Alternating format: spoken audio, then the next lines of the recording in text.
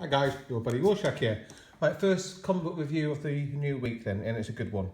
Justice League issue number 1 by Snyder. I've got the alternate cover here. Right, this is the kind of book that you've got to be a little bit patient with, because as you get into the story, it can seem a little bit tired, but it's really not.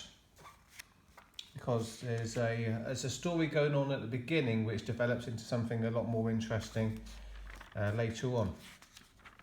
So there's a threat to the world. The team is all fighting against Neanderthals, and here we go.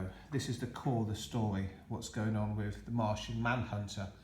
You know what it's like with Justice League books, there's often too many characters to explore individually, and it tends to be a bit of a bit of him, bit of her, bit of him, bit of so you don't get the full satisfaction of going in depth into anyone's personal story. But Scott Snyder's got through the problem here by having the Martian Manhunter really being the core of the book. So this is basically a Martian Manhunter book, and it's a really, really good one.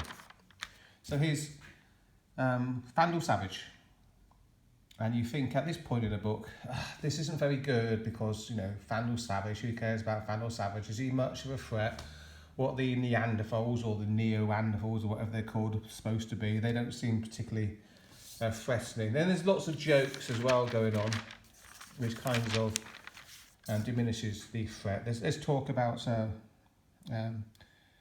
have a look here, the Batman voice and things like that, which kind of makes it feel like it's not important. But keep reading, hang in there, and it really starts to get really, really good. I don't want to do a spoiler because there's one page where you turn over and it's a lovely surprise. So I won't spoil that for you. Get the book. Trust me, on this page here, which I'm going to skip over, there's a lovely surprise for you.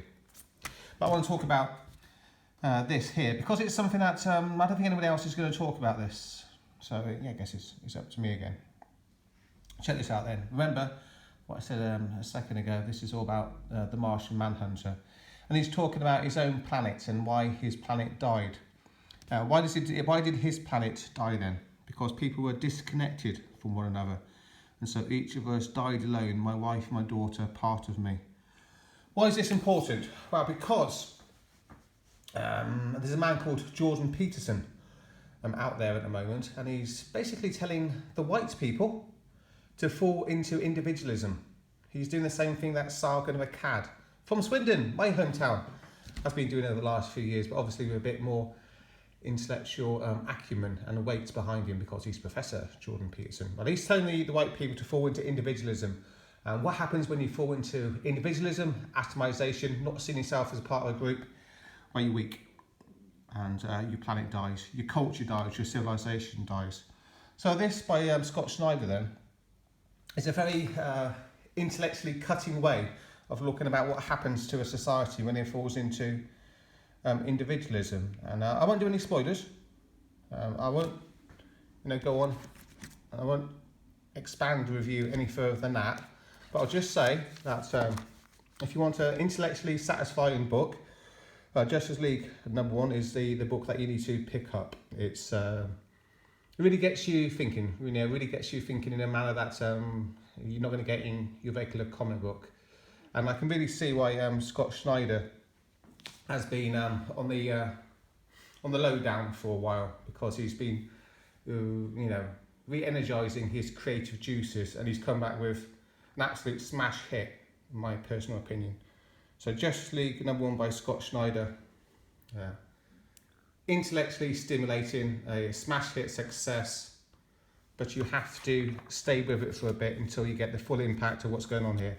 It's an excellent comic book. The artwork, the artwork could be a little bit better in some instances here, but it's good enough. I don't have any problem with the artwork. It's the story which has really got me excited about Justice League. So that's what I made of it. A top comic book. If you read the book, what did you make of it? And also, if you've got any comments on Jordan Peterson, then I'll be interested in hearing them in the comments to this video. So Cheers, thanks for checking out the video, and I'll be back later. I've got loads of comic books this week. I've got 9 different books, so we're doing loads of reviews on my channel. So cheers, take care, be back as always, later.